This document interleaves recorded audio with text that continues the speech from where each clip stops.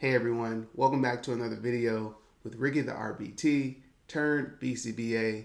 My name is Ricky Hawks Jr., conqueror of both the RBT and BCBA exams, and today I want to talk about my journey into the field of applied behavior analysis. The purpose of this video is I want to give you all more of my background, personal insight into my journey from where I was at to where I am now. I think it's pretty common for people to kind of stumble upon the field of applied behavior analysis, and that is my story. So I want to talk about that with you all. Let's jump into it. So I'll take it back to high school. In high school, I was very interested in the field of psychology. Well, I can actually take it back before high school. Growing up, I was interested in counseling. So I would watch my dad kind of counsel people on the phone, give them very sound advice, and they would be very receptive to his advice. I thought that was super cool. And then I would see it in TV shows and movies, they'll sit, cross their legs, write on their notepads. And I just thought it was super cool, just kind of listening to people, giving them sound advice, being empathetic, so on and so forth. And so I learned about the field of psychology, and I was just interested in how the mind worked, how the brain worked. And so on from middle school, actually, even up until high school, I was always interested in science class. So math, reading, all those, they were just subjects to me, but I really enjoyed science. And so all the way up until high school, I knew psychology was kind of like the direction that I wanted to go in. And so from a child all the way up until I graduated college, I played football. And so in high school, I continued to play football, and I was able to get a football scholarship. And so that football scholarship was to a school called Mars Hill University. And so I spent 4 years of my undergrad in North Carolina. Beautiful, beautiful, beautiful state. It was in Western North Carolina. If anyone lives there, if anyone is familiar, it's a beautiful, beautiful place. And so I spent 4 years in my undergrad out there in North Carolina, and I majored in psychology while I was there. And so I received my bachelor's degree in psychology with a minor in women's studies from Mars Hill University. So in my last semester at Mars Hill University, I was very interested in sports psychology, and I wanted to pursue a master's degree in sports psychology. And so I did a lot of research on it, looked into the different schools that offered it, looked into the different athletic programs that had a sports psychologist on staff, professional teams that have sports psychologists on staff. And I was kind of like just focused on going the sports psychology route. And so I applied to a few schools, but I did not get in. So me not being accepted into those postgraduate programs led me to having like a gap year. So I graduated with my undergraduate degree, and after that I had like a gap year where I was working at a sporting goods store, and I was kind of just going through the motions a little bit. I did not know what direction I was going in. I was kind of just focused on just working, I guess. And so I had that gap year, worked at a sporting goods store, didn't know like what direction I wanted to go in. I attempted to get into another graduate program. Again, I wasn't accepted. And so that was kind of like detrimental to me. But at the same time, I kind of just felt like maybe it just wasn't meant to be. So while I was working at that sporting goods store, there was a point while I was there where I loved the people I was working with. The work environment was okay, but it was mostly the people that I worked with that made me enjoy the job. But it was a point where I was just kind of like, what am I going to do with my undergraduate degree? So I did not have a lot of guidance coming out of my undergrad telling me what direction I can go in with my bachelor's degree in psychology. I mean, to be honest, it's not really much I could have done with my bachelor's in psychology. And so I just got on Indeed, and I was just looking, typing in psychology, typing in just these different keywords just to kind of see what was available, applying to all these different places. And so I found a position as a direct support staff in group homes. And so I started working in that position. So there's a company in my area that had different group homes just in the Central Florida area. And so it's a pretty large company. And so I began working there. I was working with teenagers and adults. So the age range was from about 14 or 15 years old to about 70 years old. and I'm not exaggerating, to about 70 years old. The I did not do my research, or I didn't even know where to look for this type of information. But it was my first time. We were trained in PCM, professional crisis management, and so it's my first time ever utilizing some type of training such as that. And so we were dealing with uh, pretty severe maladaptive behaviors, and so the magnitude really would go from like mild to severe. The frequencies and durations, some would be low, others would be, pretty frequent, pretty continuous. And so it was kind of like a range, like a pretty large spectrum. And all of the individuals that lived in the group homes, they were diagnosed with something. And so, yeah, the range from like the magnitude of the behaviors, it can be certain clients where they didn't really engage in anything, or the magnitude was very, very low. Other clients where the magnitude was very, very severe. Again, certain clients where the frequencies are low or they're like non-existent. Other clients where they're pretty continuous throughout the day. And so the ranges were pretty significant. And this is my first experience, kind of working one-to-one with different people that are diagnosed with something. And so, yeah, that was my first job, kind of like in the psychology field, because that's the keyword that I used when I searched on Indeed. And so that was kind of like my first experience of kind of getting into the psychology field. But they use ABA principles as well. And so we were taking data on the maladaptives. We were taking data on like the skill acquisition programs that the BCBA's made. And so they gave us like a ABA crash course type of thing. They talked to us about positive reinforcement, negative reinforcement, tracking the data, so on. So they gave us like an ABA crash course. It wasn't like very in depth. They kind of just gave us like the surface level information. And so this is my first experience with ABA. Didn't know anything about it. Didn't know it exists. But this is my first experience with it. And so how the structure worked in the homes is you have the direct support staff, which we work one-to-one with the clients that live in the home. And so above us is kind of like the lead direct support staff, where they kind of make sure like the food is being made. They make sure the house is clean. They make sure that we're kind of running the program, so on. And then you have a program coordinator, kind of make sure the house is, staffed with this, it's stocked with food. I said staff. It's stocked with food, and again, house is clean. They have activities for us to do. Schedules are made, and everything. They kind of make sure that the house is kind of being managed very well. And then above them is the board certified behavior analyst, and this was my first time seeing a board certified behavior analyst. And so at the time, I thought a behavior analyst is someone that kind of like analyzed like body language or something like that. And I'm just like, oh, that's super cool. I would love to do something like that.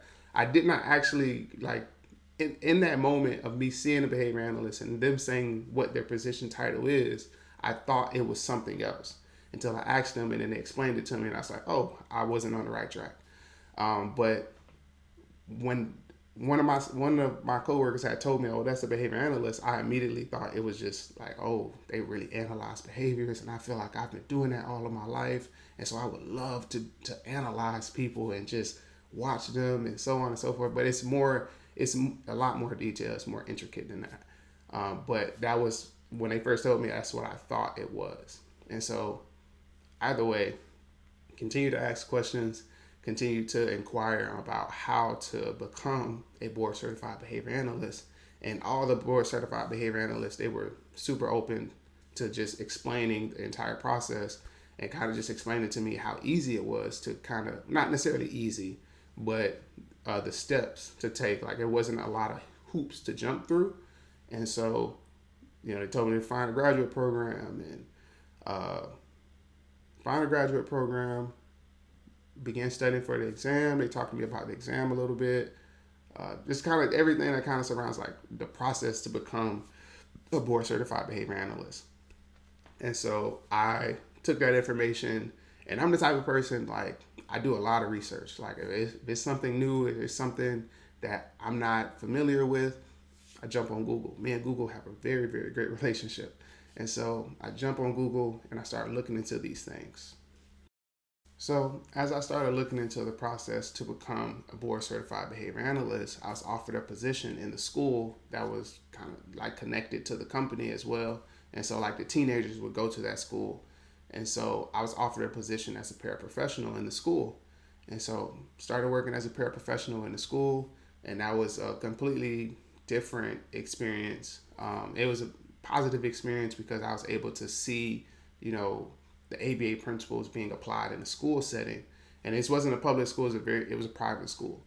And so I was seeing the ABA principles being applied in the school setting. The manager, the office manager of the school, she was pursuing her certification as an analyst. We had a BCABA. We had a couple RBTs that would kind of do things in the evening times with like one of the clients. And so that was my first time hearing the acronym. Working in a school, that's the first time I was hearing the acronym RBT. And so people were telling me like, oh yeah, RBTs do this, they get paid this much, this is how you become an RBT. And so that was just, I kind of just listened to that and I was just like, oh, you know, I would love to get paid more, kind of doing more and so on and so forth. And so I didn't really look into the process to become an RBT. I kind of just remained as a paraprofessional because I loved the environment that I was working in. I loved the people that I was working in. I loved the support. I loved how much I was learning. And I was just kind of just focused on becoming a board certified behavior analyst. And so eventually they came to us and they told us they were going to put us through a 40-hour training and we're going to start pursuing our RBT certifications. And so went through the 40-hour training. Again, took that very serious. I was taking notes. I was kind of just prepared to take the exam. Well, I was preparing myself to take the exam. And so after that, we had to do the competency assessment, and then we were able to take the exam. And so there were little minor details during the time from when we took the 40-hour training to us doing a competency assessment that kind of led me to reaching out to someone else to do my competency assessment. And so I reached out to another clinic, actually an autism clinic, to do my competency assessment and so I can take the exam. And so that autism clinic was open and willing to do that for me. And so I did the competency assessment with the autism clinic, and I sat for the exam, and that autism clinic also offered me a job. And so that was my first experience, or that was the first clinic that I worked in as an RBT. And so that clinic, you know, kind of took a chance on me, and I knew that, and so I really wanted to, you know, I really didn't want to disappoint them. And so, you know, because I reached out to them, didn't have any certifications, any licenses, and they kind of took a chance.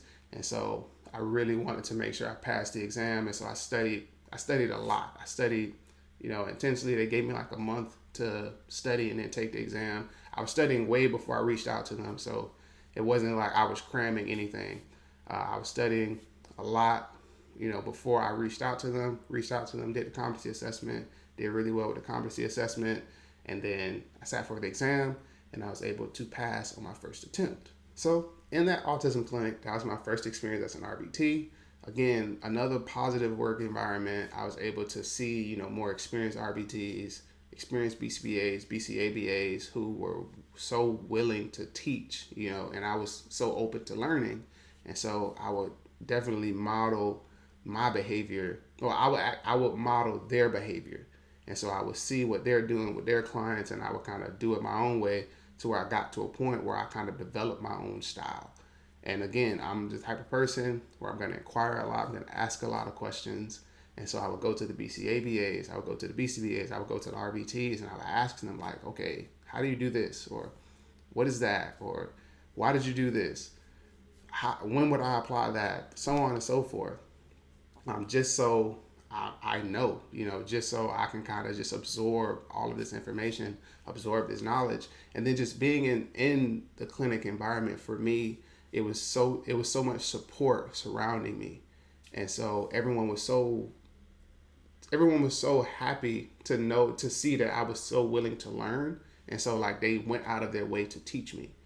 And so, yeah, that was my first experience in a clinic as an RBT. So at this point, I've worked in the home, the group homes, I've worked in a school setting, and now I'm working in the clinic setting. And so from there, I started my graduate program late 2019. I started at the University of West Florida. And so I still had the vision of becoming a board certified behavior analyst. And so I had kind of figured out what graduate program I wanted to go to, which one was the most affordable, which one had, at least a decent passing rate for the first time. I don't know I don't know West Florida's passing rate now, but I wanted to go somewhere where they had at least a decent passing rate and it was still affordable. And so West Florida was the school that I chose to pursue my master's degree. And so I started my master's program late 2019, and then on into 2020, we all know what happened. The pandemic started. So I started my graduate program late 2019.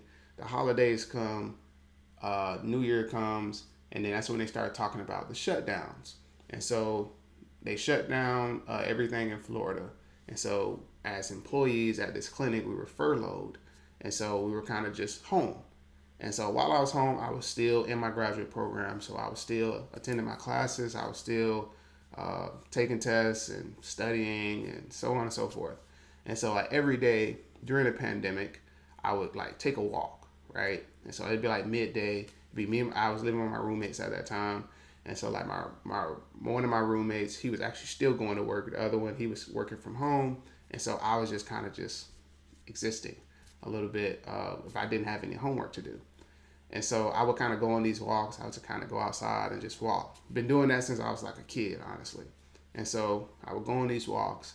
And one day on this walk, I don't know, something just was just like, you should start an Instagram page. And I was just like, I mean, maybe.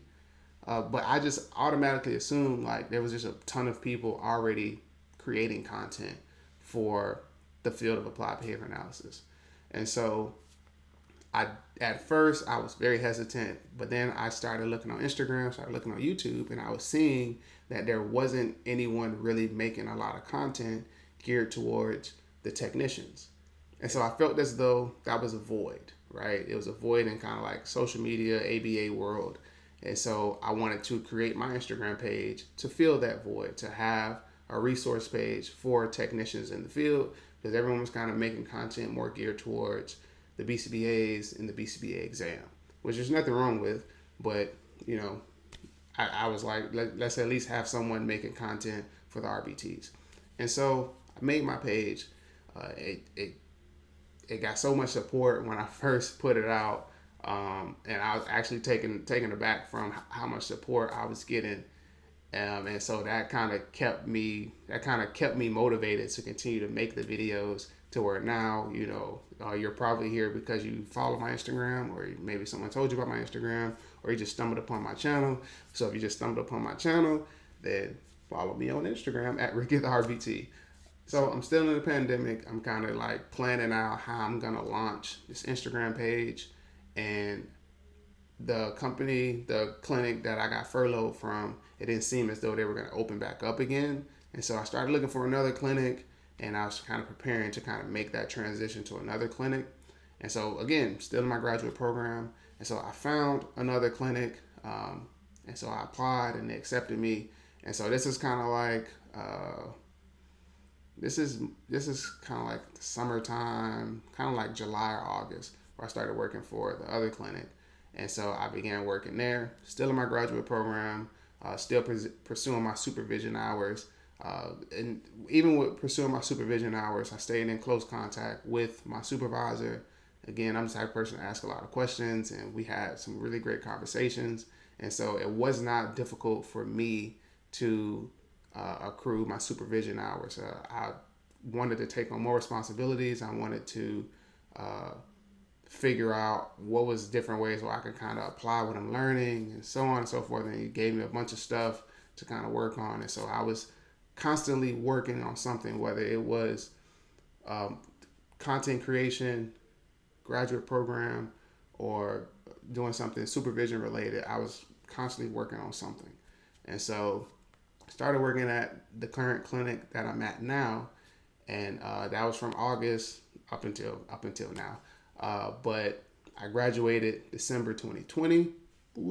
Right? I graduated December 2020, and then from there I began studying for the BCBA exam. So I did make a video where I talk about the materials that I used and the tips that I have for you all to be able to utilize to kind of help with your studying. But the tips that I have in that video, those are the things that I utilized when I was studying for the exam. And so I studied for the exam from January of 2021 up until May of 2021. And so I took all of that time to study. And so during that time, again, everything that I mentioned in that video, I was doing. And so from January to May of 2021, I took the exam, and then I was able to pass on my first attempt. Right? So yeah, I took the exam, I passed, and so I began working as a board certified behavior analyst. And so now, right, my BCBA anniversary is going to be coming up in May again, and I actually do a specific video for my BCBA anniversary.